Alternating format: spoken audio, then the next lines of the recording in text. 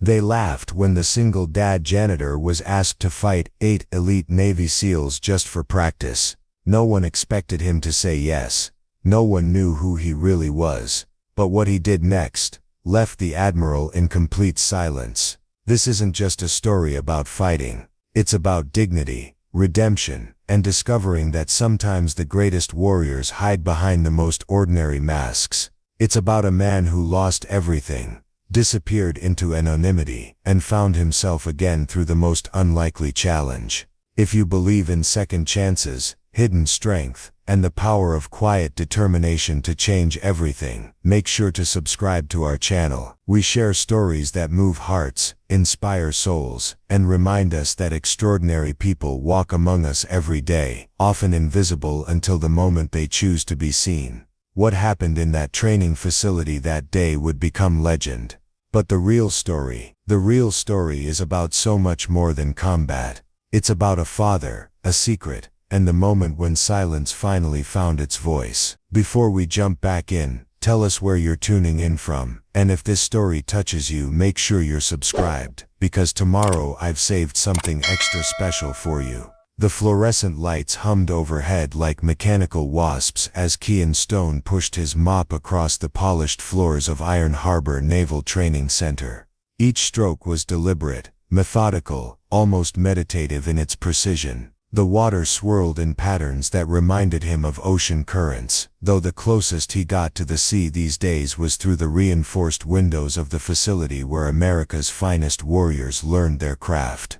At 34, Kian carried himself with a quiet dignity that most people mistook for resignation. His shoulders, though broader than seemed necessary for a janitor, had learned to hunch slightly under the weight of invisibility. His hands, calloused and strong, gripped a mop handle with the same careful control he applied to everything in his carefully constructed small life.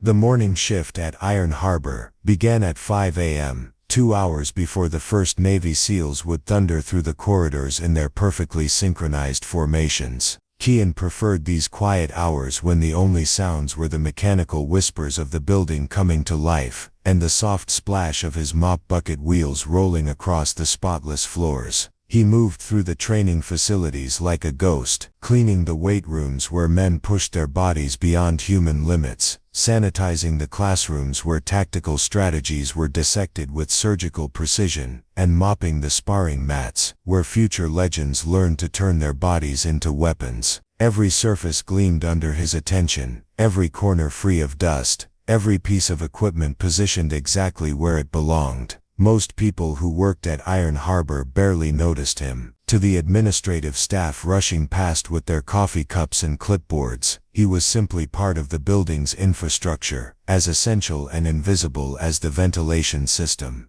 To the instructors barking orders in the distance, he was a maintenance necessity, someone who appeared and disappeared without disrupting the serious business of forging warriors. But occasionally, someone would look twice. There was something in the way Kian moved that caught the eye of those trained to notice such things. His footsteps were too quiet for his size, his balance too perfect for someone who supposedly spent his days pushing cleaning equipment. When he bent to retrieve dropped papers or moved around obstacles, there was a fluid economy of motion that spoke of training far beyond janitorial work. His forearms, visible when he rolled up his sleeves during the warmer months, bore faded scars that told stories he never shared. A thin line across his left wrist, a crescent-shaped mark near his elbow, and knuckles that had clearly met resistance more than once. But Kian had learned to keep his sleeves down and his stories to himself. The locker room was his final stop each morning before the facility came alive with activity. As he cleaned the mirrors and swept the floors, he could hear the distant sound of vehicles arriving in the parking lot,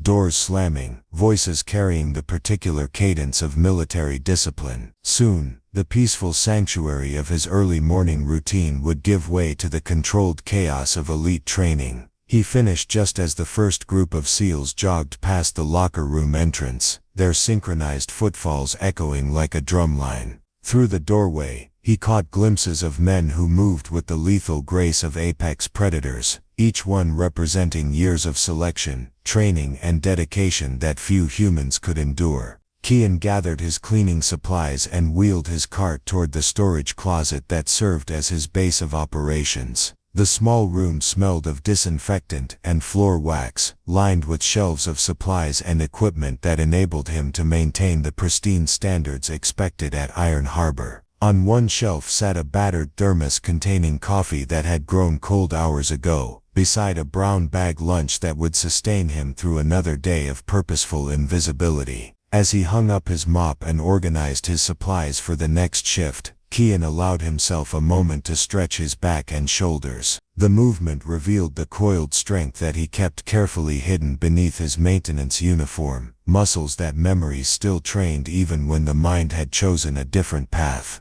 Outside his storage closet, Iron Harbor Naval Training Center was waking up in earnest now. Instructors shouted commands, equipment clanged, and the sound of organized chaos filled every corridor. But inside his small domain, Kian maintained the same careful quiet that had become his signature over the past 3 years. He checked his watch, a simple digital model that had replaced the expensive timepieces he once wore. 7:30 meant his morning shift was complete, and he had 4 hours before the afternoon cleaning rotation began. Time enough to pick up his 8-year-old daughter from school, help her with homework, and maybe steal a few minutes at the small park near their apartment where she could play while he sat on a bench and remembered what it felt like to be someone else entirely. The transformation from Kian the janitor to Kian the father happened the moment he stepped outside Iron Harbor's gates. His shoulders straightened, his smile became genuine, and the careful mask of invisibility fell away just enough to reveal glimpses of the man he had been before life taught him the value of disappearing.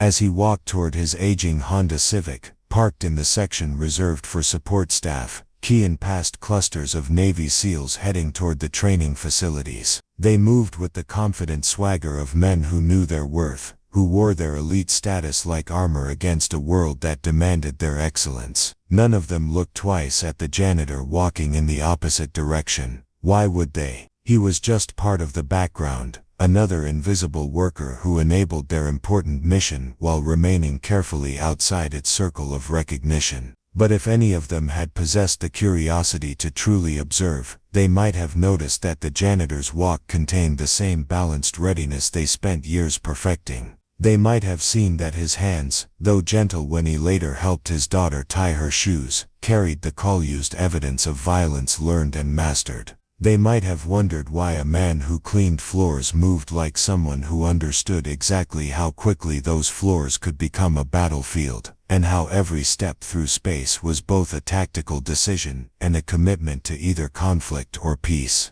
But they didn't wonder, because Kian Stone had spent 3 years perfecting the art of being overlooked, and until someone gave him a reason to be seen, he was content to remain exactly what he appeared to be. Nothing more than a single father doing an honest job, harboring no secrets more dangerous than the love he carried for a little girl who thought her daddy was already a hero. The weight room at Iron Harbor buzzed with the particular energy of elite warriors testing their limits against iron and steel. 8 Navy SEALs moved through their workout with the synchronized precision of a choreographed dance, each repetition building the physical foundation that would keep them alive in situations where weakness meant death. Kian entered the space wheeling his cleaning cart, timing his arrival for the brief window between training sessions when he could sanitize equipment and mop floors without interfering with the sacred ritual of preparation. The SEALs barely acknowledged his presence, their attention focused entirely on the business of forging their bodies into weapons. 245 on bench, and Torres here is whining about his shoulder, laughed Gideon Stone, a mountain of a man whose arms looked like they could bend steel girders. His voice carried the easy confidence of someone who had never met a physical challenge he couldn't dominate.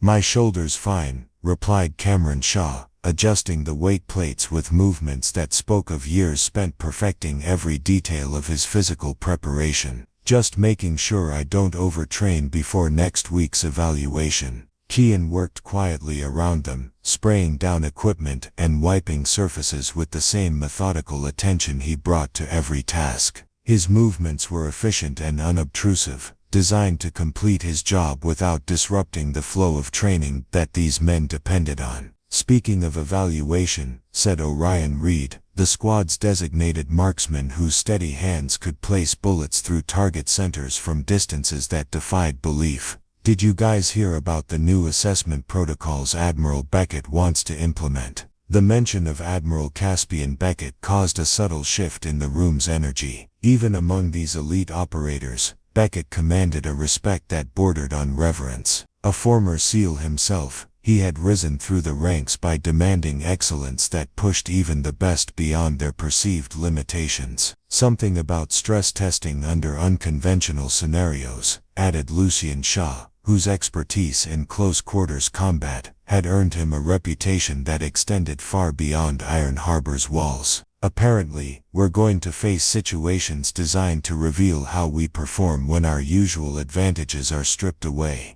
Preparing and narrating this story took us a lot of time, so if you are enjoying it, subscribe to our channel, it means a lot to us. Now back to the story. Kian continued his work, but something in the conversation caused his movements to slow almost imperceptibly. His hands, steady on the cleaning cloth, showed no outward sign of the attention he was paying to every word. "Unconventional how?" asked Merrick Stone, the team's explosive ordnance specialist, whose calm demeanor masked an intimate understanding of controlled destruction. "Could be anything," replied Daniel Wild, whose background in psychological operations had taught him to read situations and people with unsettling accuracy. "Beckett's known for creating scenarios that force you to rely on pure skill rather than equipment or numbers." As they talked, their workout continued with the relentless intensity that separated them from ordinary soldiers. Each rep, each set, each moment of controlled breathing contributed to the physical and mental conditioning that would determine whether they returned home from missions that existed only in classified files.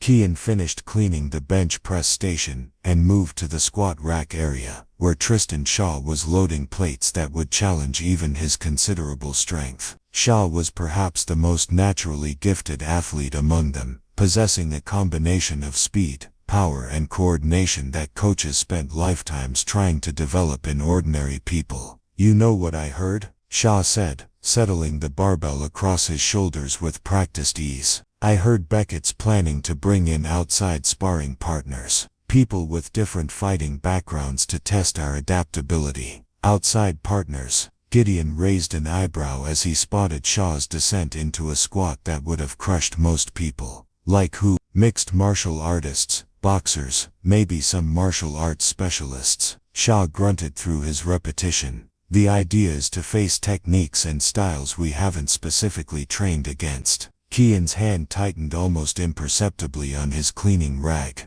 He had moved to a position where he could hear every word while maintaining the appearance of focusing solely on his janitorial duties. "That actually makes sense," said Cameron, beginning his own set of deadlifts with weight that bent the bar slightly under its load. "In the field we're not always fighting people who've been through the same training programs we have. Plus," added Orion, "it keeps us humble. Nothing worse than a SEAL who thinks he's unstoppable just because he's never faced anything outside his comfort zone." Their conversation continued as Kian worked his way around the weight room, their voices blending with the rhythmic clang of metal and the controlled breathing of extreme exertion. They talked about techniques they'd mastered, opponents they'd faced, and the constant pursuit of improvement that defined their existence. But beneath their confidence, Kian detected something else. These were men who had spent years believing themselves to be the pinnacle of human warrior development, and the prospect of facing unknown challenges clearly intrigued them even as it sparked a competitive fire that burned in everything they did. "I say bring it on," declared Lucien, finishing a set of pull-ups that he made look effortless, despite the additional weight strapped to his waist.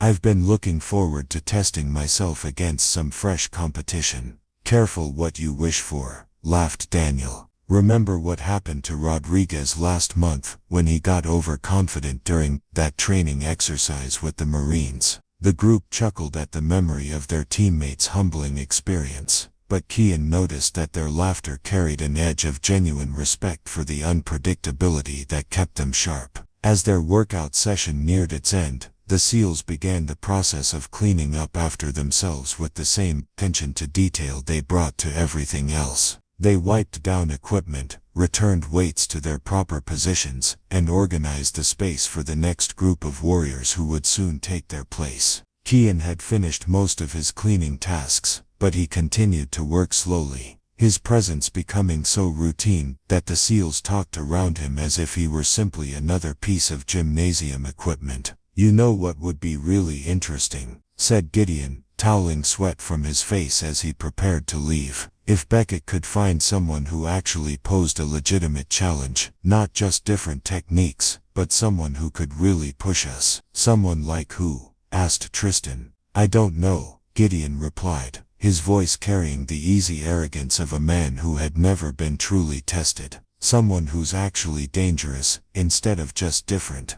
As the SEALs filed out of the weight room, their voices fading down the corridor, Kian continued his methodical cleaning. But something had changed in the set of his shoulders, in the way his hands moved across the surfaces he was sanitizing. For 3 years, he had perfected the art of invisibility, content to let these warriors believe they represented the pinnacle of human fighting capability. He had found peace in anonymity, safety in being overlooked, and purpose in the simple routine of honest work that supported his daughter's future. But as their voices disappeared completely, leaving him alone with the lingering scent of sweat and steel, Kian allowed himself a moment of remembering, a flash of who he had been before life taught him that some victories cost more than any defeat ever could. He finished his work and wheeled his cart toward the storage closet, his footsteps echoing in the empty weight room with a rhythm that suggested more than just the shuffle of a tired janitor heading home. Admiral Caspian Beckett stood at the observation deck overlooking Iron Harbor's primary training facility, his weathered hands clasped behind his back as he watched 8 of his finest SEALs run through close-quarters combat drills. Each movement was precise, calculated, lethal in its efficiency. These men represented the culmination of decades of military evolution, the sharpest edge of America's sword. Yet something nagged at him. "Gentlemen," his voice cut through the training session like a blade through silk, causing every SEAL to freeze in perfect attention. "Gather around." The 8 operators moved with liquid grace to form a semicircle before their commanding officer. Gideon Stone, Cameron Shaw, Orion Reed, Lucian Shaw, Merrick Stone, Daniel Wild, Tristan Shaw, and Cedric Vance, each a master of warfare, each carrying the quiet confidence of men who had faced death and emerged victorious more times than they cared to count. "I've been watching your performance metrics," Beckett began, his steel-gray eyes scanning each face with the intensity of a man who had spent his life reading warriors. "Technically perfect, tactically sound.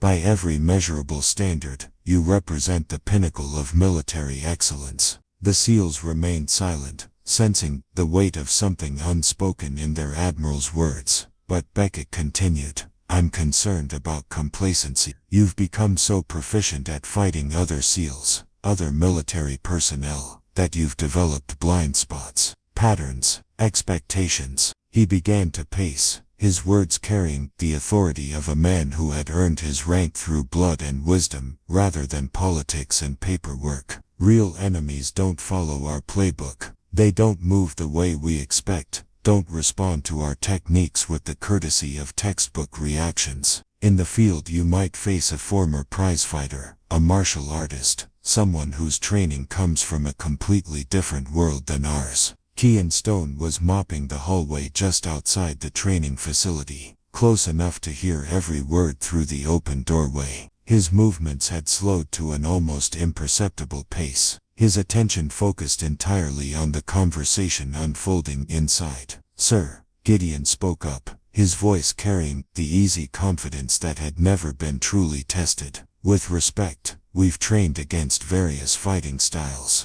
Our hand-to-hand combat preparation includes techniques from multiple disciplines." Beckett's expression remained impassive. "Theoretical knowledge, Stone. Controlled exercises. When was the last time any of you faced an opponent who genuinely surprised you?" Someone who forced you to adapt in real time rather than execute pre-planned responses. The question hung in the air like a challenge, and Kian could sense the subtle shift in energy as 8 elite warriors grappled with the uncomfortable possibility that their admiral might be right. "I want to test that," Beckett announced. "I want to put you in a situation where your usual advantages, your teamwork, your familiar environment, are stripped away, where you have to rely purely on individual skill and adaptability." "What did you have in mind, sir?" asked Cameron Shaw. Beckett smiled, and there was something predatory in the expression. "Individual combat assessment.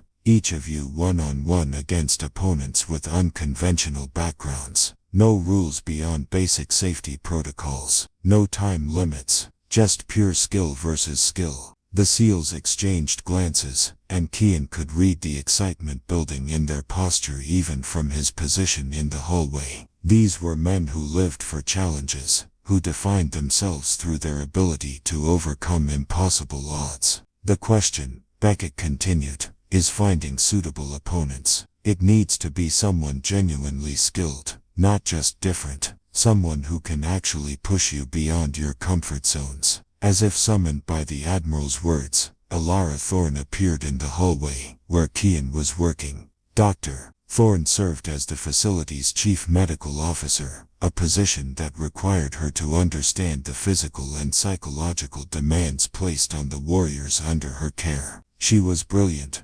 compassionate, and possessed an uncanny ability to see through the masks that people wore to hide their true selves. "Excuse me," she said softly to Kian, who moved aside to let her pass. But instead of continuing toward the medical wing, she paused at the entrance to the training facility. "Admiral Beckett," she called out, her voice respectful but confident. "I couldn't help overhearing your conversation." "Dr. Thorne," Beckett acknowledged with a nod. "Please, join us." Alara entered the training space, her presence immediately altering the dynamics of the room. The SEALs straightened slightly, not from military protocol but from the natural respect her competence commanded. "You're looking for unconventional sparring partners," she said, her intelligent eyes taking in the assembled warriors. "Someone skilled enough to genuinely challenge these gentlemen." "That's correct," Beckett replied. "Do you have suggestions?" Alara hesitated for a moment, then said something that would change everything. "There might be someone right here at the facility." 8 pairs of trained eyes focused on her with laser intensity, and in the hallway, Kian's hand tightened on his mop handle. "Here." Beckett raised an eyebrow. "Another instructor, someone from the support staff with military background." "Not military," Alara said carefully, "but someone with a background that might surprise you." She glanced toward the hallway where Kian stood frozen, and for a moment their eyes met. In that instant he realized that Dr. Alara Thorne saw far more than most people assumed. Her medical training had taught her to observe details that others missed, to notice the signs that revealed hidden truths about the human body, and the experiences that shaped it. "Who?" Beckett's question carried the weight of command. Alara looked back at the SEALs, then at their admiral, the janitor, Kian Stone. The training facility fell silent, except for the hum of ventilation systems, and the distant sounds of the naval base, continuing its daily operations. 8 elite warriors processed this information with expressions ranging from confusion to barely concealed amusement. "The janitor," Gideon Stone repeated, his voice carrying the disbelief of a man being told that his morning coffee was actually rocket fuel. "Dr. Thorne," Beckett said slowly, "I assume you have reason for this suggestion." "I've observed him for months," Alara replied, her voice growing stronger as she committed to this pass. "His movement patterns, the way he carries himself, certain physical indicators that suggest extensive combat training. I believe there's more to Mr. Stone than meets the eye." In the hallway, Kian felt the walls of his carefully constructed anonymity beginning to crumble. 3 years of invisibility, of safety,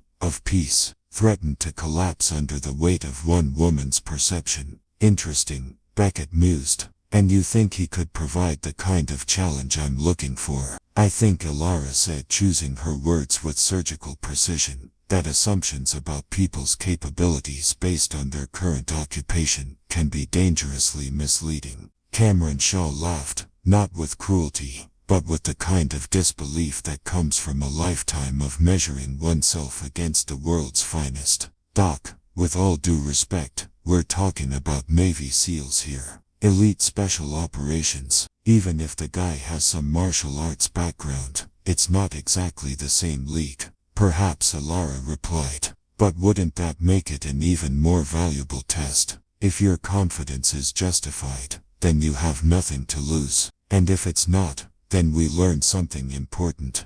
Beckett finished, his strategic mind already calculating the possibilities. The Admiral turned to face his SEALs directly. Gentlemen, Dr. Thorne has presented us with an interesting opportunity. A chance to test ourselves against a completely unknown variable. Sir, Tristan Shaw spoke up. You're seriously considering having us spar with the Janitor. I'm considering having you face an opponent about whom you know nothing, whose capabilities you can't predict, whose techniques you haven't studied.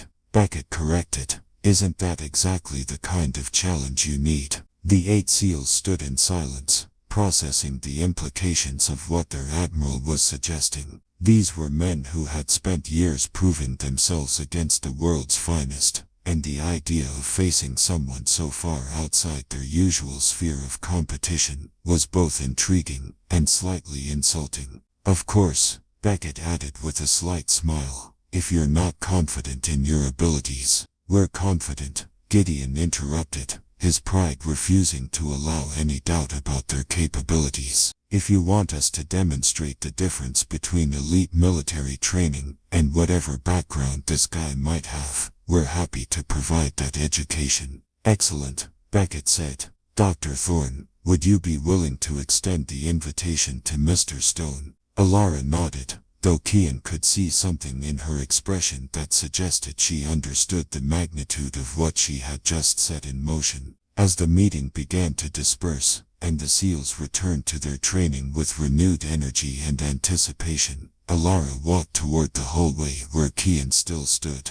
his cleaning supplies forgotten, his entire world balanced on the edge of a decision he wasn't ready to make. The catalyst had been introduced, the challenge had been issued, and somewhere deep in the heart of Iron Harbor Naval Training Center, the quiet janitor named Kian Stone faced a moment when invisibility would no longer be an option. Alara Thorne found Kian Stone exactly where she expected him to be, standing in the hallway with his mop frozen in his hands, and the look of a man watching his carefully constructed world begin to unravel. The late afternoon sun slanted through the high windows of Iron Harbor, casting long shadows that seemed to emphasize the weight of the moment stretching between them. Mr. Stone, she said quietly, approaching him with the same careful precision she used when dealing with wounded warriors who weren't ready to admit they needed help. Kian turned to face her, and for the first time since she had begun observing him, his mask of careful anonymity had slipped.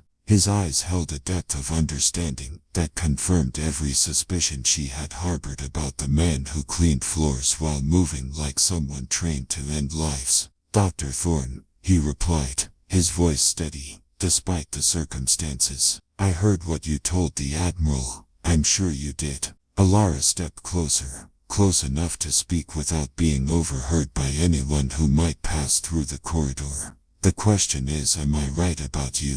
Kian set down his mop and leaned against the handle, a gesture that might have looked casual to an observer, but which Alara recognized as a man buying himself time to think. 3 years of questions he had successfully avoided were now focused into this single moment of decision. Why? He asked simply. Because those men in there are the best at what they do, and they know it, Alara replied. That confidence has kept them alive through missions that would break ordinary people. But it's also made them believe they're untouchable, unbeatable. And you think they're wrong. Alara studied his face, taking in the subtle signs that had first caught her The way his eyes tracked movement in his peripheral vision, the unconscious balance that suggested a body trained to react to threats. The call used knuckles that spoke of impact against harder surfaces than mop handles. I think, she said carefully, that they've never been truly tested by someone who learned to fight in a different world than theirs. Someone who didn't follow their rules or share their limitations.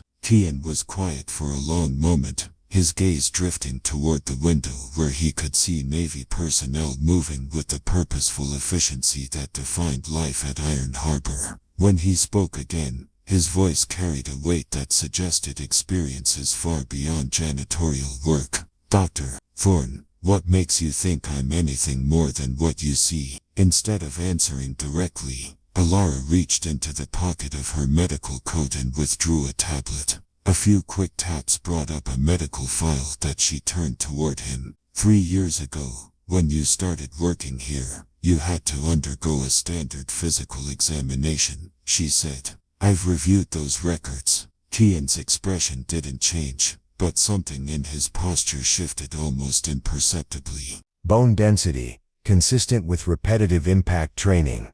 Alara continued, reading from the file. Scar tissue patterns on your hands and forearms, indicative of extended combat sports participation. Flexibility, and joint mobility, that suggests years of dedicated physical conditioning. Cardiovascular efficiency, that places you in the top percentile for your age group. She closed the tablet, and looked at him directly. Your medical profile reads like that of a professional athlete, not a maintenance worker. Athletes get old, Kian replied. They get injured. They retire. Some do, Alara agreed. But they don't usually disappear completely. They don't usually take jobs that require them to become invisible.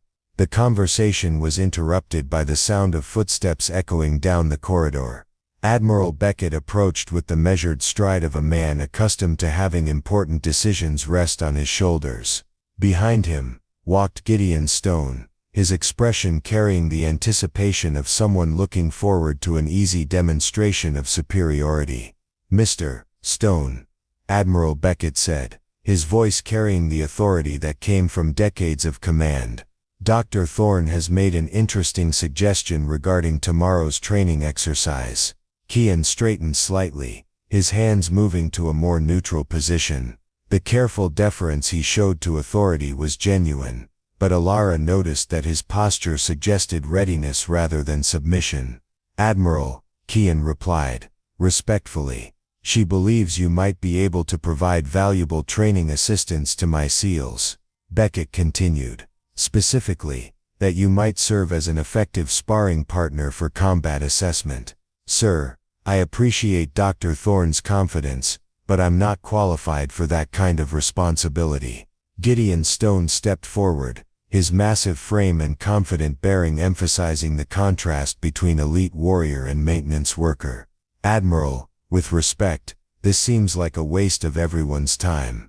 If you want us to spar with civilians, we could contact local martial arts schools, maybe find some actual competitors. Mr. Stone, Beckett addressed Kian directly, ignoring his SEAL's interruption. Dr. Thorne seems to believe you have relevant experience. Would you care to elaborate? The moment stretched taut with possibility. Kian could deflect, make excuses, maintain the safety of anonymity that had protected him for 3 years. He could continue being the invisible man who cleaned floors and went home to help his daughter with homework and pretend that his past belonged to someone else entirely. But then Gideon Stone made a mistake. Look, the SEAL said. His voice carried the casual dismissiveness of someone who had never been forced to question his own superiority. I'm sure the guy's a decent enough janitor, but let's be realistic here. We train with the best operators in the world. We're not going to learn anything useful from someone who mops floors for a living. The words hung in the air like a challenge, and Alara watched as something fundamental shifted in Kian's expression. Not anger, exactly, but a kind of recognition that some lines once crossed required a response. Gideon, Admiral Beckett's voice carried a warning that his subordinate was wise enough to recognize. Sorry, sir, Gideon replied. though his posture suggested he wasn't sorry about the sentiment, only about expressing it so directly. Kian looked at the Admiral, then at Dr. Thorne, and finally at Gideon Stone. When he spoke, his voice carried a quiet certainty that changed the entire dynamic of the conversation. "I'll do it." "Excellent," Beckett replied, though Alara noticed he was studying Kian with renewed interest. "Tomorrow morning, 0800 hours. Training Facility A. Standard safety protocols, but otherwise unrestricted engagement." "How many?" Kian asked, and there was something in the question that made Alara's pulse quicken. "How many? What?" Beckett replied. "How many of your SEALs do you want me to spar with?" Gideon laughed, a sound that carried genuine amusement at what he perceived as the janitor's naivety. "Dude, you realize we're talking about one-on-one here, right? You versus one of us. And that's probably being generous." Kian's gaze moved to meet Gideon's directly, and for a moment the larger man's laughter faltered. There was something in the janitor's eyes that didn't match the humble exterior, something that suggested depths of experience that uniform and mop bucket couldn't conceal. "I understand," Kian said quietly. "One-on-one. Actually." Admiral Beckett interrupted, his strategic mind already working through possibilities. "Dr. Thorne's original suggestion was that you could provide training value to the entire team. Perhaps we should think bigger." "Sir," Gideon's confidence wavered slightly. "All 8, Beckett decided, his voice carrying the finality of command. "Sequential sparring, Mr. Stone versus each member of the team. If he's as capable as Dr. Thorne suggests, they'll all benefit from the experience. If not, the exercise will be concluded quickly." Alara saw Kian's jaw tighten almost imperceptibly, but his voice remained steady. 8 SEALs, one after another.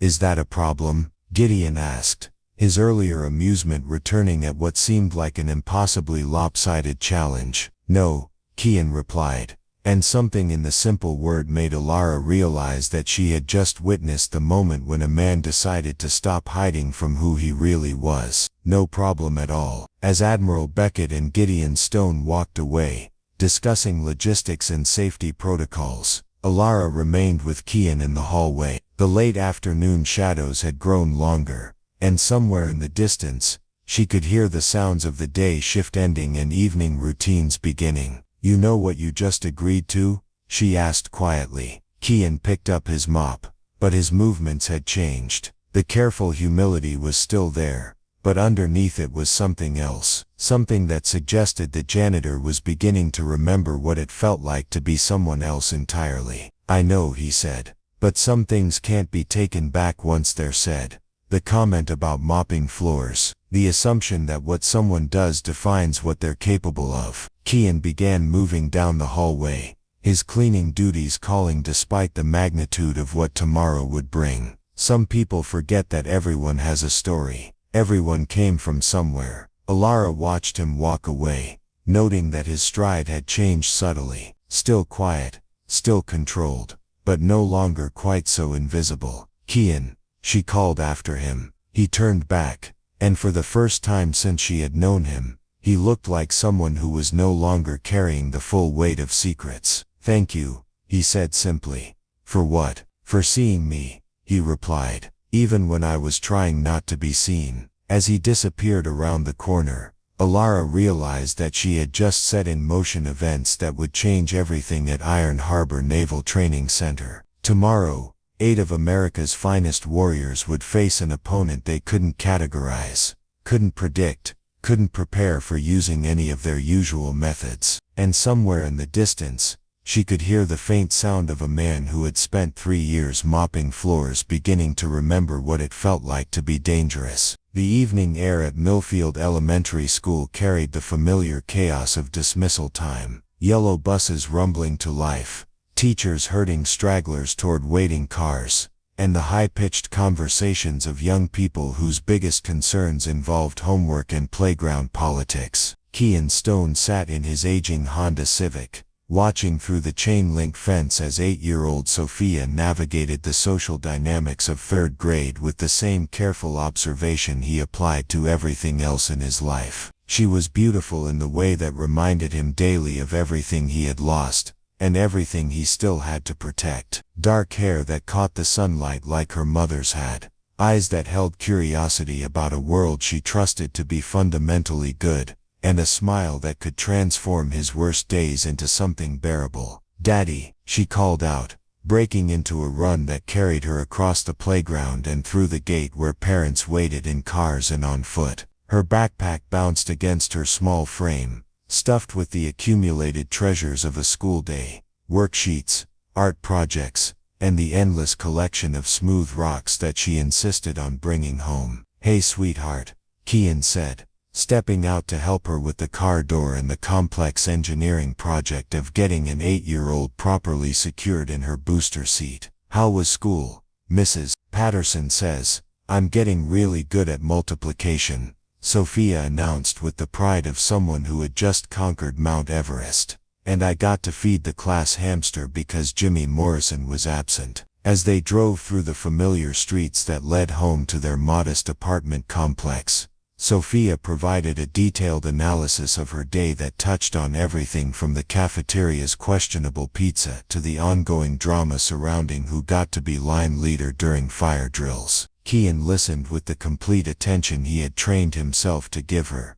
filing away details that would help him understand her world and the small triumphs and defeats that shaped her experience. Their apartment was a testament to careful budgeting and priorities chosen with mathematical precision. The furniture was second-hand but well-maintained, the walls decorated with Sophia's artwork and a few carefully selected photographs that showed their life together without revealing too much about the life that had come before. The kitchen was small but functional, the living room arranged to maximize space for homework and the elaborate floor-based construction projects that occupied much of Sophia's free time. "Can I watch cartoons while you make dinner?" Sophia asked, already settling onto the couch with the practiced efficiency of a routine they had perfected over years of just the two of them. "Homework first," Kian replied, the same gentle firmness he applied to everything involving her education and development. "Then cartoons while I cook." As Sophia spread her books across the coffee table,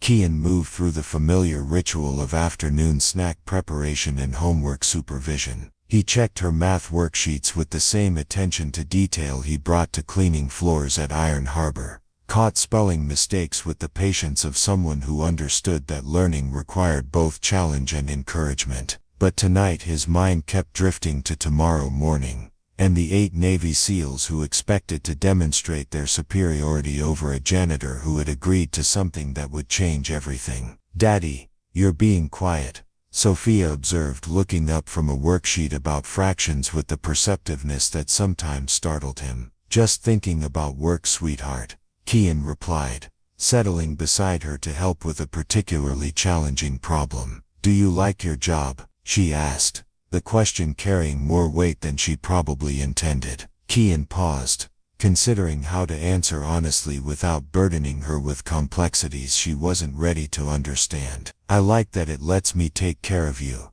he said finally. "And I like that the people I work with do important things." "What kind of important things?" "They protect people," Kian said. "They train to keep our country safe." Sophia nodded with the seriousness she brought to concepts that stretched beyond her immediate experience. "Like superheroes." "Something like that." They worked through homework together, the familiar routine providing comfort and structure that had become the foundation of their life together. When the worksheets were completed and checked, Sophia settled in front of the television while Kian prepared dinner with movements that had become automatic through years of single parenthood. But tonight, as he moved through the kitchen, his mind kept returning to the moment in the hallway when Dr. Alara Thorne had looked at him with eyes that saw past the carefully constructed facade he had maintained for 3 years. There had been something in her perception that reminded him of recognition, of being seen by someone who understood that appearances could be profoundly misleading. The knock at the door came just as he was setting plates on their small dining table.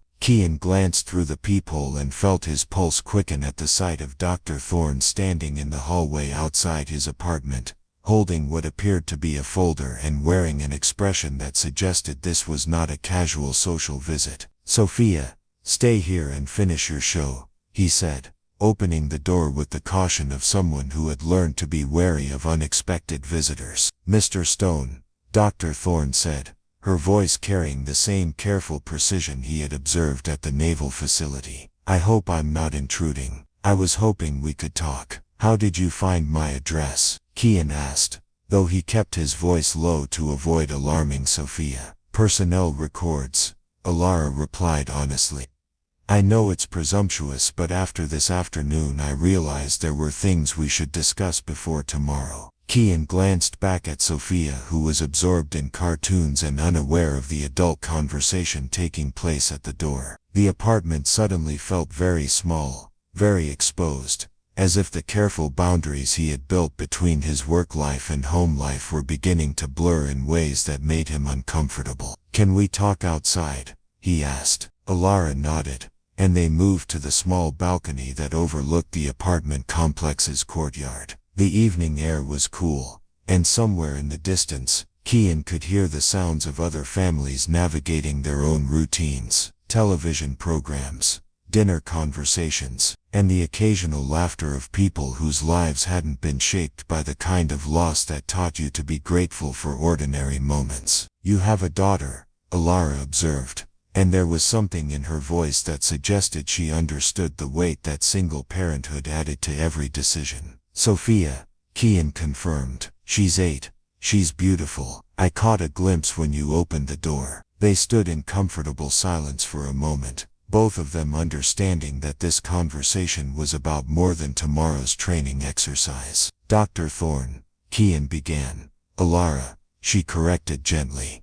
"Alara, why did you really come here tonight?" She turned to face him directly, and in the fading light, he could see the intelligence and compassion that had made her such an effective physician. "Because I realized that I may have put you in an impossible position without understanding the full scope of what you have at stake." "What do you mean? You're not just a janitor who might have some fighting experience," she said. "You're a father who's built a life that depends on staying invisible. And I just took that invisibility away." Kian felt something in his chest tighten at her understanding. For 3 years he had successfully maintained the delicate balance between providing for Sophia and protecting the quiet stability that had allowed her to grow up without being shaped by his past. "Those SEALs tomorrow," Alara continued. "They're going to want to know who you really are, where you trained, how you learned to fight. And once those questions start, anonymity becomes very difficult to maintain." "I know," Kian said quietly. "But you agreed anyway." He looked back toward the apartment where Sophia was watching cartoons, trusting that her father would handle whatever adult complications arose without disrupting the safe world he had created for her. "Some things can't be ignored once they're said," he replied, echoing his earlier words. "And some people need to be reminded that respect isn't something you're entitled to just because of what you wear to work." Alara studied his profile as he watched his daughter through the sliding glass door. "She doesn't know, does she, about who you used to be?" "She knows I love her," Kian said. "She knows I'll take care of her. Everything else is just history. History has a way of catching up with people. I know that too." They stood quietly for another moment, both of them understanding that tomorrow would change everything regardless of what happened in the training facility. "Kian," Alara said softly, "can I ask you something?" "Go ahead. Are you ready for this, really ready?" He turned to look at her, and for the first time since she had known him, his expression held no trace of the careful humility he usually wore like armor. "Dr. Thorne, Alara, I've been ready for 3 years, he said. "I just haven't had a reason to stop hiding. And now you do." Kian glanced back at Sophia, then at the woman whose perception had started the chain of events that would either restore or destroy the careful peace he had built. "Now I do," he confirmed. As Alara prepared to leave, she handed him the folder she had been carrying. "Medical clearance for tomorrow's exercise," she explained. And my personal assessment that you're physically and mentally prepared for whatever happens. Thank you, Kian said, accepting the folder with hands that had finally stopped trying to hide their true nature. Kian, she called as she reached the top of the stairs leading down to the parking lot. Yes,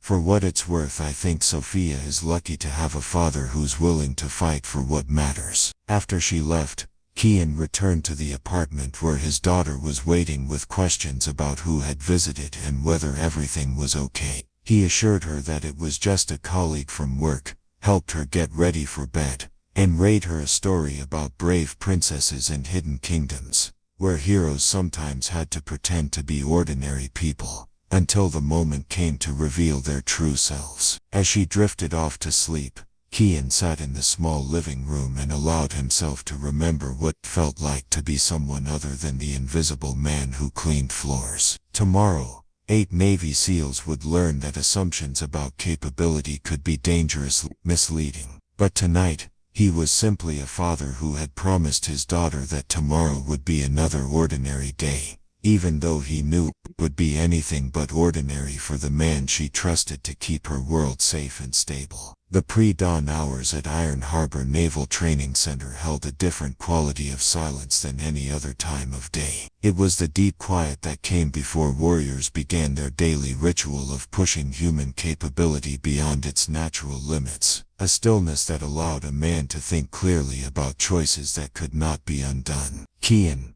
Stone sat alone in the facility's small chapel, a non-denominational space designed to provide solace to people whose profession required them to confront mortality on a regular basis. The wooden pews were simple, functional, and had absorbed the prayers and fears of countless service members who understood that preparation for battle required more than just physical conditioning. He wasn't praying, exactly. Prayer suggested a belief in intervention, in the possibility that divine forces might alter the course of events based on human appeals. Instead, Kian was remembering, allowing himself to revisit the parts of his past that he had spent 3 years trying to forget. The sound of soft footsteps caused him to turn. Dr. Alara Thorne entered the chapel with the careful movements of someone who understood the sacred nature of solitude, and didn't want to intrude upon whatever process was taking place in the mind of the man who would soon face 8 of America's finest warriors. "I thought I might find you here,"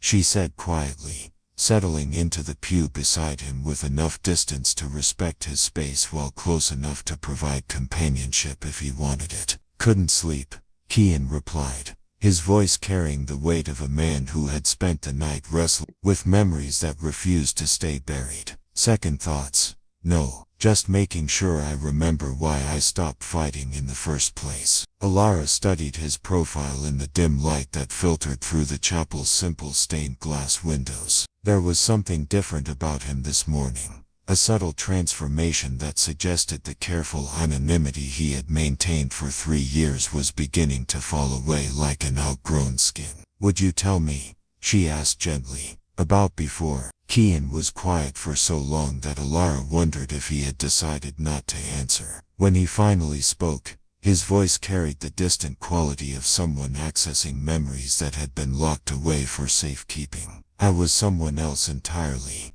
he began. "Someone who believed that strength was the answer to every problem, that technique and conditioning could overcome any obstacle." He paused, and Alara waited with the patience she had learned from years of working with people whose wounds weren't always visible. "Mixed martial arts," Kian continued. "Professional level. I spent 12 years climbing through every organization that mattered, collecting championships and building a reputation that opened doors I thought I wanted to walk through." The revelation hit Alara with the force of recognition. She had suspected military background, maybe law enforcement, but professional fighting explained everything she had observed about his movement patterns and physical conditioning. "What name did you fight under?" she asked, though something in her tone suggested she might already know the answer. "Kai Silent Storm Chen," Kian replied, using a name he hadn't spoken aloud in 3 years. Alara's breath caught. Even someone with only casual interest in combat sports would recognize that name. Kai Chen had been a legend in mixed martial arts, a fighter whose combination of technique, power, and psychological warfare had dominated multiple weight classes for nearly a decade. "You were undefeated," she whispered. "For 11 years and 47 fights," Kian confirmed. "I had everything. Championship belts, endorsement deals, a training facility that attracted fighters from around the world. I was at the top of a mountain that took me half my life to climb." "What happened?" The question hung between them like a bridge that Kian would either cross or burn. When he finally answered, his voice carried the kind of pain that time could diminish but never completely heal. "I met Sarah at a charity event," he said. "She was a pediatric nurse, someone who spent her days helping people instead of hurting them. She looked at me like I was more than just a collection of victories and defeats." Alara felt her chest tighten as she began to understand where this story was leading. "We married 2 years later," Kian continued. "Had Sophia the year after that. For the first time in my adult life I had something more important than winning. But you kept fighting." "I kept fighting." Sarah understood that it was who I was, how I provided for our family. She never asked me to choose between fighting and being a husband and father. She just asked me to be careful. The silence that followed was heavy with the weight of choices that could never be unmade. "The accident happened on a Tuesday," Kian said, his voice becoming even quieter. "I was in training camp for what was supposed to be the biggest fight of my career. Pay-per-view main event, more money than I'd ever made in a single night." Alara found herself holding her breath, understanding that she was about to hear the truth that had transformed a champion into a janitor. Sarah was driving Sophia to daycare before heading to her shift at the hospital. Kian continued. "It was raining and visibility was poor. A delivery truck ran a red light going 45 miles per hour. The words fell between them like stones dropping into still water, each one creating ripples that would never completely fade. Sarah died instantly," Kian said, his voice steady despite the magnitude of what he was sharing. "Sophia survived because Sarah managed to turn the car at the last second, taking the full impact on the driver's side." Alara reached out instinctively, placing her hand gently on his arm in a gesture of comfort that felt both necessary and insufficient. "I was hitting pads when it happened," Kian continued, "perfecting combinations that were supposed to win me another championship. While my wife was dying and my daughter was being pulled from the wreckage, I was worried about whether my left hook was setting up my right cross properly." "Kian, you couldn't have known." "That's what everyone said. The doctors, the lawyers, the grief counselors, everyone who tried to help me understand that I wasn't responsible for a drunk driver who ran a red light in the rain. But you didn't believe them." "I believed that I had spent so much time preparing to hurt people that I forgot to be present for the people who mattered most. I believed that all my training,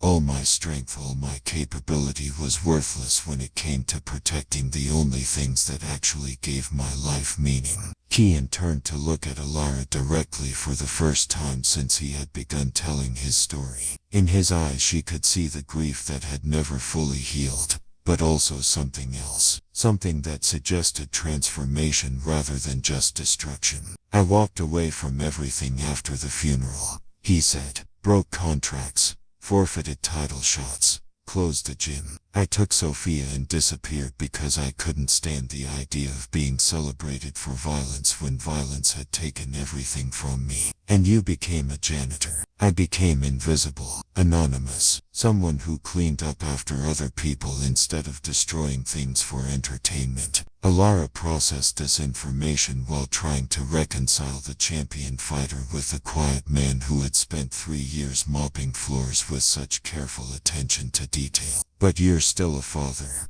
she said softly. "I'm still a father," Kian agreed. "And Sophia needed me to be present, to be stable, to be someone she could count on. The fighting was never about her. It was always about me, about my ego, about proving something that turned out not to matter." "So why are you doing this today?" Why face those SEALs? Kian was quiet for a moment, considering the question that went to the heart of everything he had struggled with since agreeing to Admiral Beckett's challenge. Because yesterday, for the first time in 3 years, someone looked at me like I was invisible, not by choice but by diminishment, he said. Because Sophia deserves to see that her father stands up for what's right even when it's difficult. And because you're tired of hiding.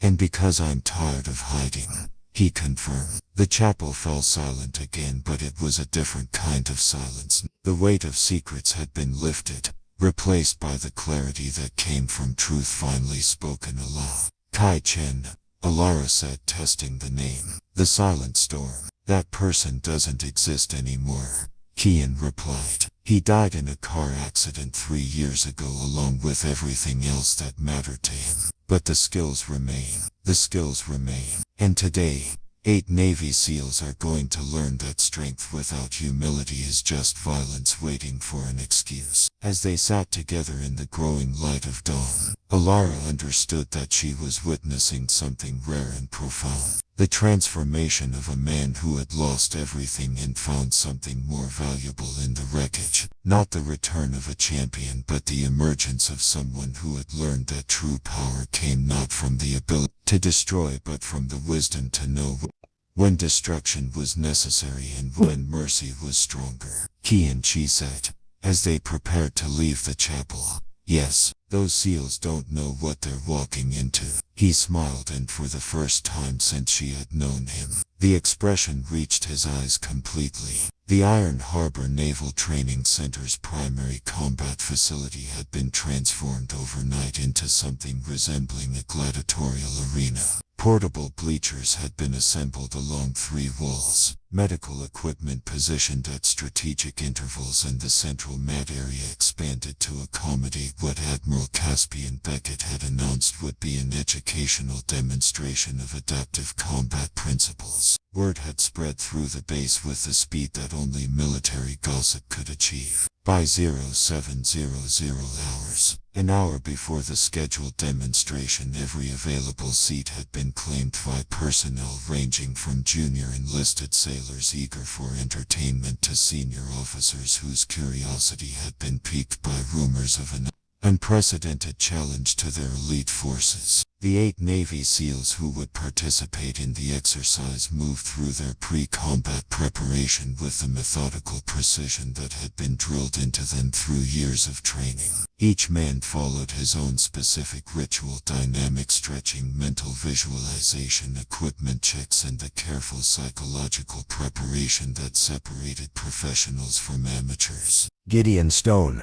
the largest and most physically imposing of the group, worked through a series of grappling drills with Cameron Shaw, their movements flowing with the unconscious coordination of partners who had trained together long enough to anticipate each other's reactions. Both men carried the quiet confidence of warriors who had never been defeated in personal combat, whose understanding of their own capabilities had been forged through countless hours of preparation and validated through real-world application. "This is going to be embarrassing," Gideon muttered, as he adjusted his protective gear. "For him, I mean. Poor guy probably has no idea what he's gotten himself into." "Beckett must have a reason for setting this up," Cameron replied, though his tone suggested he shared his teammates' assessment. "Maybe it's some kind of psychological exercise, confidence building or something." Across the facility, Orion Reed and Lucian Shaw engaged in light sparring, their strikes controlled but precise as they warmed up the reflexes that could mean the difference between life and death in actual combat. Reed, whose marksmanship skills were legendary even among special operations forces, possessed a calm focus that extended to hand-to-hand combat, while Shaw's background in close-quarters battle had earned him a reputation as one of the most dangerous individual fighters in the SEAL community. "You guys hear anything about this janitor's background?" Reed asked between combinations. "Nothing concrete," Shaw replied. "Thorne seems to think he's got some kind of training, but you know how medical people are. They see everyone as more fragile than they actually are." The remaining team members, Merrick Stone, Daniel Wild, Tristan Shaw, and Cedric Vance, occupied different areas of the facility, each following his own preparation routine while keeping one eye on the growing crowd of spectators. The attention didn't bother them.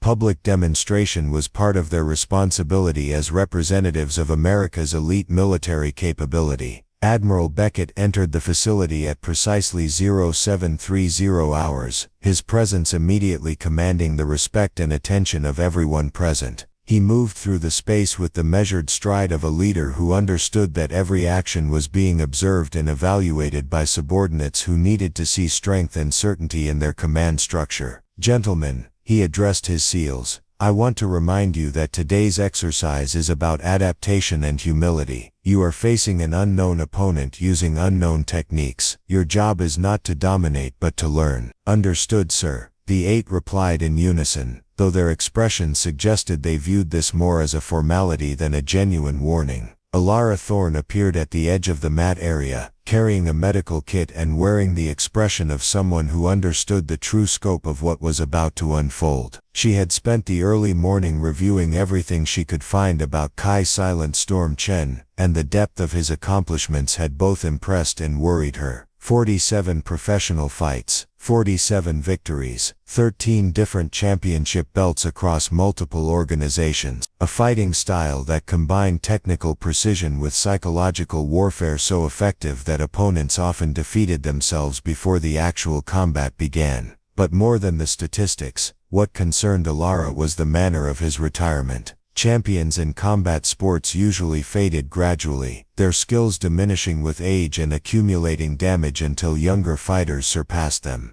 Kai Chen had simply vanished at the height of his abilities, walking away from millions of dollars and guaranteed fame for reasons that no one in the fighting community had ever fully understood. Now she knew, and as she watched the Navy SEALs prepare for what they assumed would be an easy demonstration of their superiority, she felt the weight of knowledge that she couldn't share without betraying Kian's trust. At 0755 hours, Kian Stone entered the facility through a side door, wearing simple gray sweatpants and a black t-shirt that emphasized rather than concealed the physical conditioning he had maintained despite 3 years away from professional competition. His appearance caused a ripple of attention through the assembled spectators, most of whom were seeing the facility's janitor in a context that transformed their perception of his role and capabilities. He moved with the quiet confidence of someone who had faced far more intimidating environments than a military training facility filled with curious observers. The psychological pressure that might overwhelm an amateur seemed to have no effect on him whatsoever. If anything, the attention appeared to sharpen his focus rather than diminish it. Admiral Beckett approached him as he reached the edge of the mat area. "Stone," the Admiral said, "are you prepared for this exercise?" "Yes, sir," Kian replied, his voice carrying the same respectful tone he had always used with authority figures, though something in his posture suggested a subtle shift from deference to readiness. "The rules are simple," Beckett announced, raising his voice so that everyone in the facility could hear. "Individual combat, 3-minute rounds, standard safety protocols. Each of my SEALs will face Mr. Stone in sequence. The exercise continues until completion or until medical concerns require termination." He paused, scanning the faces of both his elite operators and the man who had agreed to face them all. "The purpose of this demonstration is educational. Every warrior benefits from facing unfamiliar challenges. Mr. Stone has generously agreed to provide that challenge." Kian stepped onto the mat and began a warm-up routine that immediately caught the attention of everyone present. His movements flowed with the fluid precision of someone whose body had been trained to respond instantly to mental commands, each stretch and rotation revealing the sophisticated understanding of human biomechanics that separated professionals from recreational athletes. The SEALs watched with growing interest as Kian demonstrated flexibility, balance and coordination that clearly exceeded anything they had expected from a maintenance worker. His warm-up included techniques from multiple martial arts disciplines, suggesting a background far more comprehensive than simple military hand-to-hand combat training.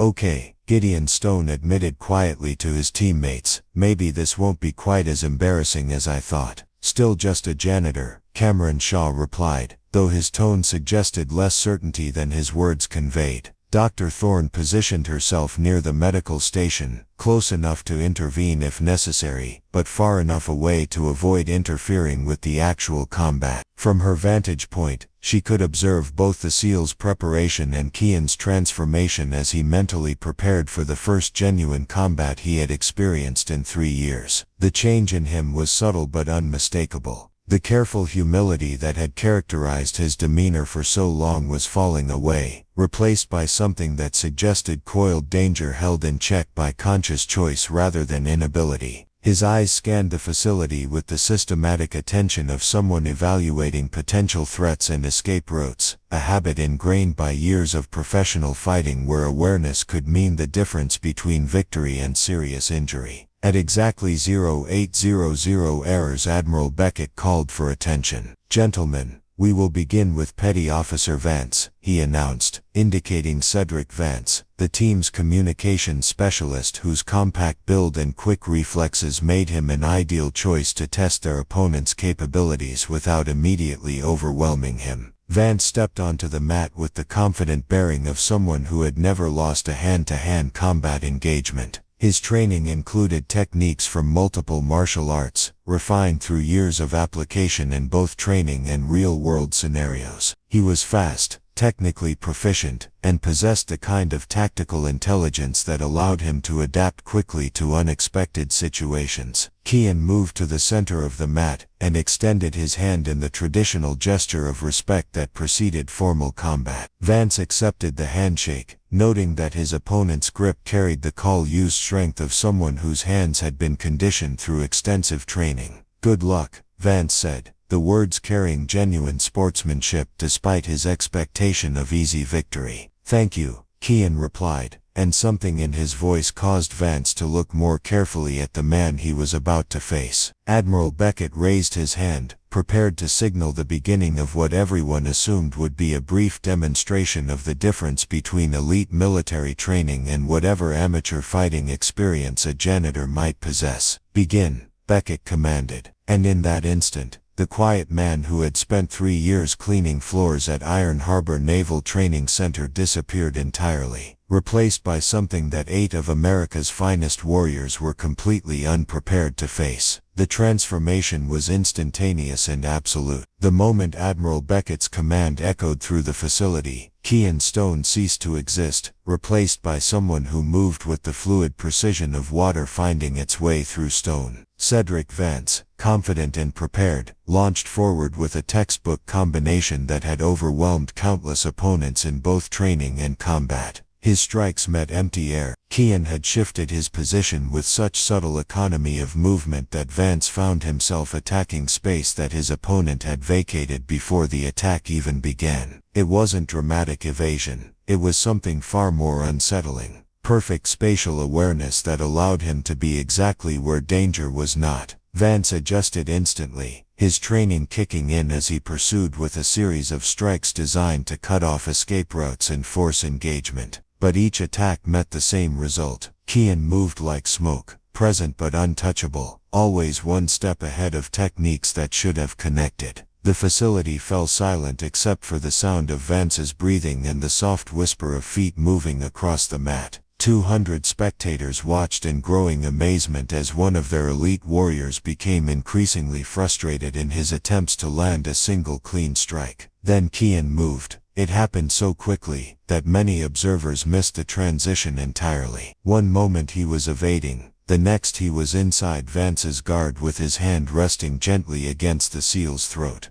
The touch was light, controlled, almost gentle, but its message was unmistakable. This could have been devastating. Vance froze, his eyes widening as he realized that he had been completely outmaneuvered by an opponent he couldn't even track, let alone counter. "Reset," Admiral Beckett called, his voice carrying a new note of interest. The two fighters separated and returned to neutral positions. Vance's confidence had been replaced by something far more dangerous: respect for an opponent whose capabilities he had completely misjudged. The second engagement lasted even less time. Vance came forward with increased caution, but Kian flowed around his defenses like liquid mercury, ending the exchange with the seal on his back and a knee position precisely where it could have ended the fight permanently. "Enough," Beckett declared, and Vance tapped out with the wisdom of someone who recognized when he was outclassed. As Vance rose to his feet, slightly dazed but uninjured, he offered his hand to Kian with genuine respect.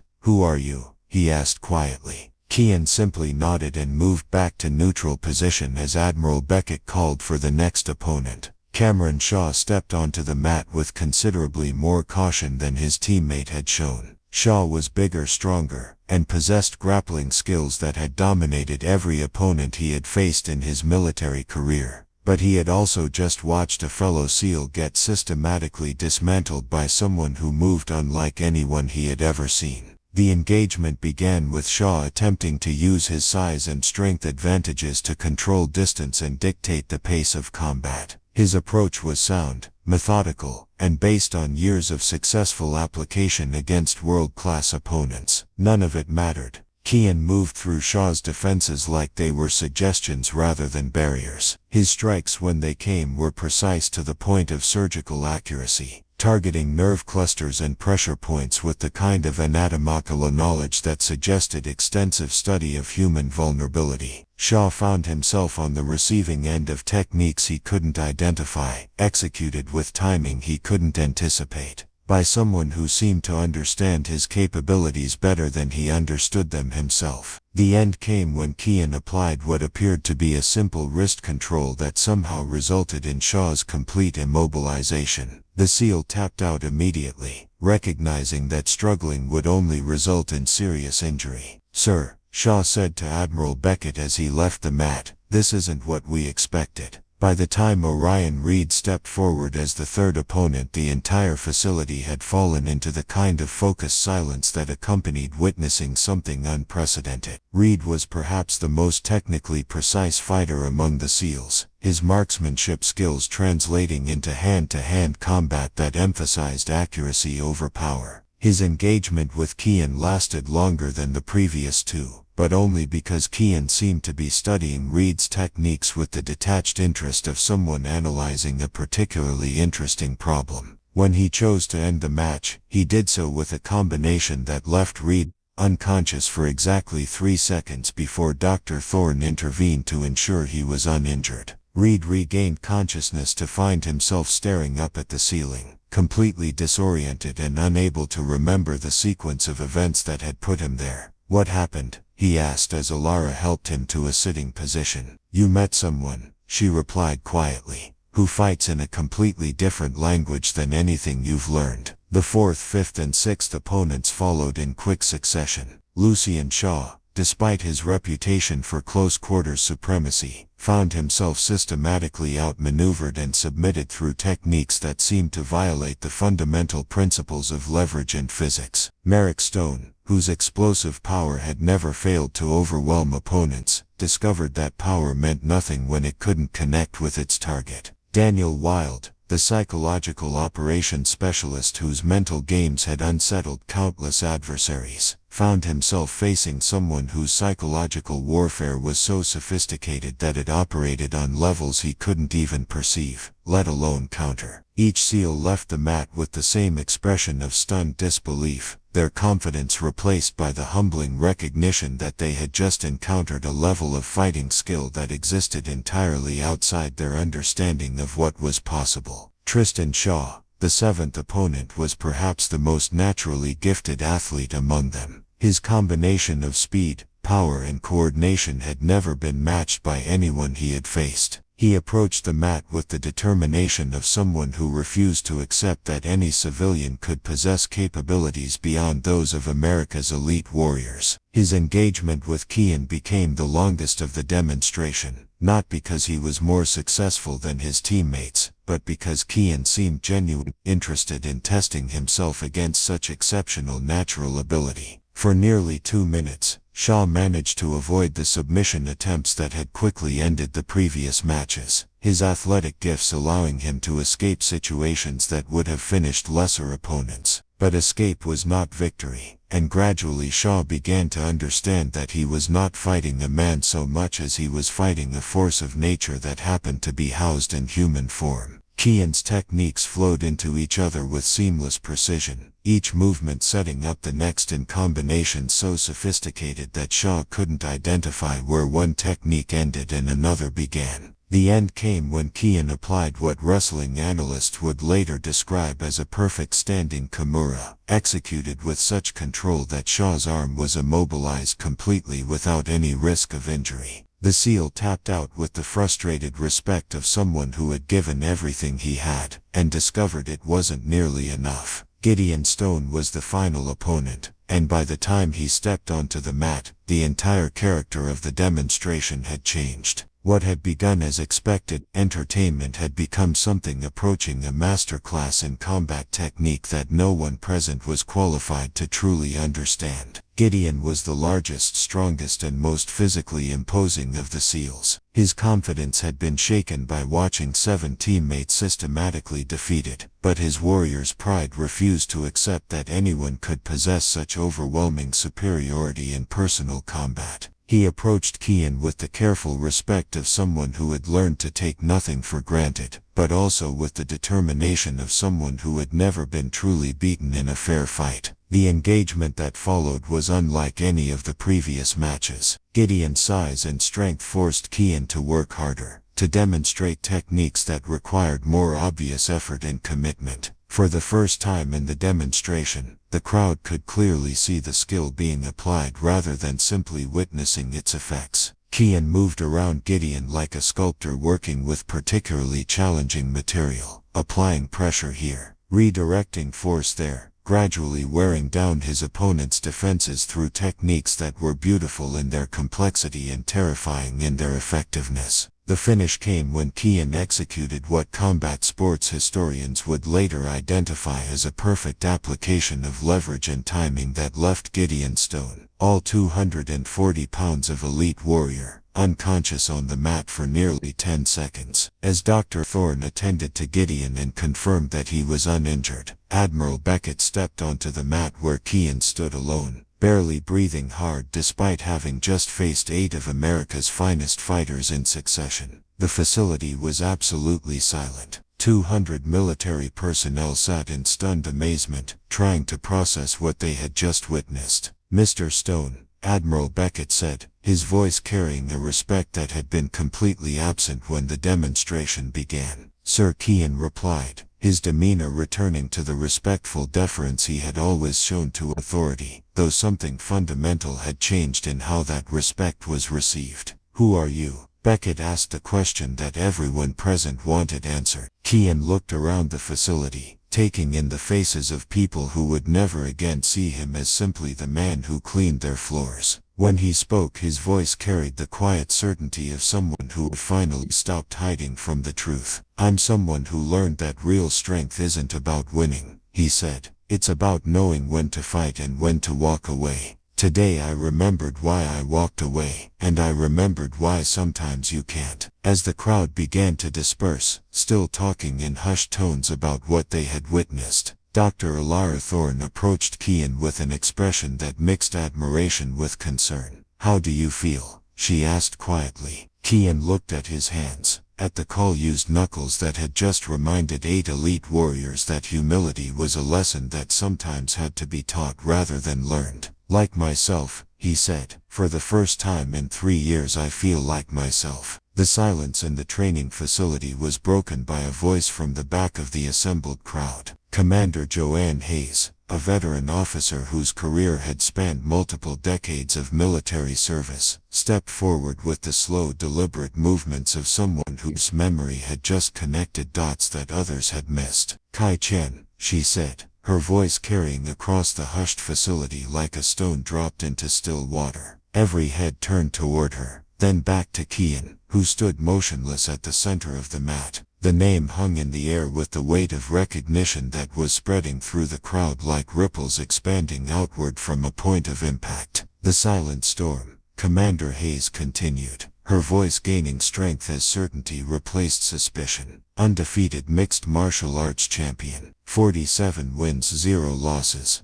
You disappeared 3 years ago at the height of your career. Admiral Beckett's expression shifted from post-demonstration analysis to sharp focus as the implications of this revelation began to register. Around the facility, murmurs of recognition grew as personnel pulled out phones to search for images and videos that would confirm what their commanding officer had just announced. "Is that true?" Beckett asked, his voice carrying the authority of someone accustomed to receiving complete honesty from subordinates. Kian looked around the facility at faces that had transformed from curiosity to awe to something approaching disbelief. For 3 years, he had successfully maintained anonymity among people whose profession required them to notice details others missed. Now that carefully constructed invisibility was dissolving under the weight of truth finally spoken aloud. "Yes, sir," he replied, his voice steady despite the magnitude of what this admission would mean for the quiet life he had built with Sophia. The 8 Navy SEALs who had just been systematically defeated were processing this information with expressions that ranged from amazement to embarrassment to grudging respect. Gideon Stone, still slightly dazed from his encounter with unconsciousness, shook his head in disbelief. "We just got schooled by a legend," he muttered to Cameron Shaw, who was staring at Kian with the expression of someone re-evaluating everything he thought he knew about combat sports and military superiority.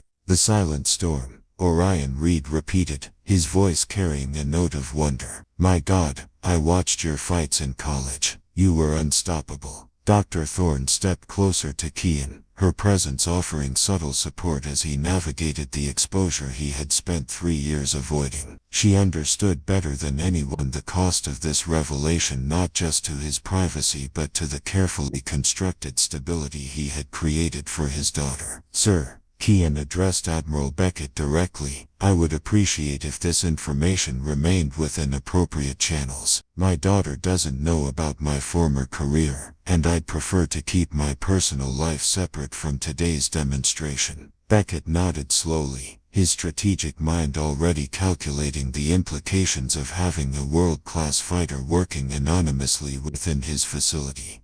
"Understood, Mr. Chen.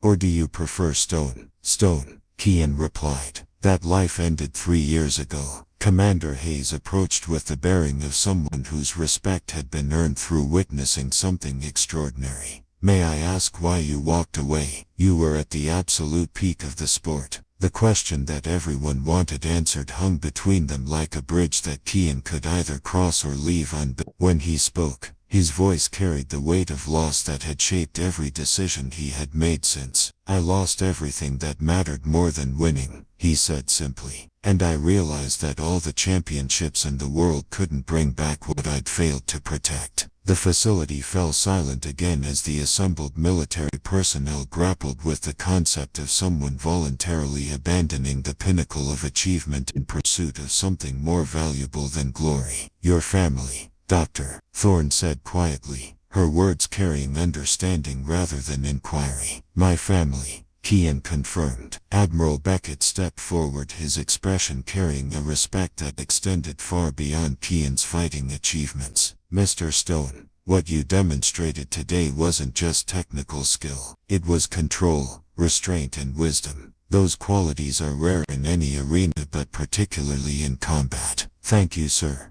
I'd like to make you an offer," Beckett continued. "Our combat instruction program could benefit enormously from someone with your background and philosophy. The position would come with appropriate rank and compensation." Kian considered the offer while aware that every person in the facility was waiting for his response. The opportunity represented everything he had walked away from: recognition, respect, and the chance to return to the world where his skills were valued and understood. "Admiral, I'm honored by the offer," he replied, "but I'm not the same person who won those championships. That man believed that fighting was the answer to everything. I've learned that sometimes the strongest thing you can do is choose not to fight at all." He paused, looking around at the faces of people who were seeing him clearly for the first time. "I'll continue working here, if you'll have me," he continued. But as Kian Stone, not Kai-chin. And when I go home tonight I'll still be nothing more than a father who loves his daughter and wants her to grow up believing that kindness is stronger than violence. As the crowd began to disperse with a new understanding of the man who had been invisible among them for 3 years, Admiral Beckett approached Kian one final time. "Stone," he said quietly, "you've taught my SEALs something today that they couldn't learn in any classroom or training scenario." "What's that, sir?" "That true strength isn't about it's about choosing what to fight for." 3 months later, the Iron Harbor Naval Training Center had settled into a new rhythm that acknowledged the presence of someone extraordinary who had chosen to remain ordinary. Kian Stone continued to arrive each morning at 5 a.m., continued to clean floors with the same methodical precision, and continued to maintain the spotless standards that had always characterized his work. But everything had changed. The SEALs who once barely noticed him now nodded with genuine respect. When he passed through the training facilities, they had learned to see past the mop and bucket to recognize someone whose understanding of transcended anything they had been taught in their elite training programs. More importantly, they had learned that humility was not choosing restraint required more courage than choosing violence. Gideon Stone approached Kian as he finished in the weight room, his massive frame carrying none of the casual arrogance that had once defined its interactions with support staff. "Kian," he said, using the first name that had become a mark of respect rather than familiarity. "Could I ask you something?" "Of course." "That thing you did when you asked." Searching for words to describe an experience that had humbled him completely. "I've been submitted before, but I've never felt so completely outclassed. How do you learn to move like that?" Kian leaned against his mop handle, considering how to answer a question that touched on decades of dedicated training and hard-won wisdom. "You learned that fighting isn't about proving you're stronger someone else," he replied. "It's about understanding yourself well enough to know when strength is necessary, and when it's just ego looking for validation. And today, when you faced all of us, today was necessary," Kian said simply. "Sometimes people need to be reminded that respect isn't something you're entitled to because of what you wear, or what title you carry. It's something you earn through how you treat others." Dr. Elara Thorne appeared in the doorway of the weight room, her presence immediately brightened Kian's expression in a way that had become familiar to anyone who observed them together. Their relationship had developed slowly, built on the foundation of mutual respect and shared understanding of what it meant to care for people whose wounds weren't always visible. "Soviet school call," she said, addressing Kian directly. "She won the science fair with her project about leverage in physics. Apparently she's been telling everyone that taught her about how small forces can overcome large ones when applied correctly." Kian smiled, the expression transforming its features in a way that reminded everyone who saw it that beneath the legendary fighting father, simply a father who measured his success by his daughter's happiness. "She's been paying attention," he said. "She wants you to come to the award ceremony." Elara continued. "They're presenting her project to the whole school." "I'll be there," Kian replied without hesitation, his priorities clear and unwavering. As Gideon watched this exchange, he understood something that no amount of military training could have taught him. True strength wasn't measured by how many opponents you could defeat, but by how many people you could protect, nurture, and inspire to become better than they thought possible. That evening, Kian sat in the small auditorium of Millfield Elementary School, watching his 8-year-old daughter explain the principles of leverage to an audience of parents and teachers who had no idea they were listening to concepts taught by one of the greatest fighters who had ever lived. When Sophia's presentation ended, and she received her blue ribbon, she ran directly to him with the pure joy of someone whose entire world was validated by her father's presence and approval. "Did I do good, Daddy?" she asked, her arms wrapped around his neck in a hug that reminded him daily why he had chosen love over legacy. "You did perfect, sweetheart," he replied, and meant it completely. Later, as they walked to the parking lot with Dr. Thorne beside them, Sophia skipping ahead with her ribbon clutched in her small hand, Elara placed her hand gently in Kian's. "She's going to grow up knowing that the strongest man she's ever met chose to be gentle," Elara said quietly. "That's going to shape how she sees the world." Kian squeezed her hand, understanding that some victories were measured not in championships or recognition, but in the quiet moments when love proved stronger than any force he had ever learned to apply in combat. "Good," he said, watching his daughter's happiness illuminate the evening darkness. "That's exactly what I want her to learn." As they drove home together, three people who had found in each other the kind of strength that couldn't be taught in any training facility, Kian realized that he had finally discovered what it meant to be truly undefeated. Not because he had never lost a fight, but because he had learned that the battles worth winning were the ones fought not for glory, but for love. Up next, you've got two more standout stories right on your screen. If this one hit the mark, you won't want to pass these up. Just click and check them out, and don't forget to subscribe and turn on the notification bell so you don't miss any upload from us.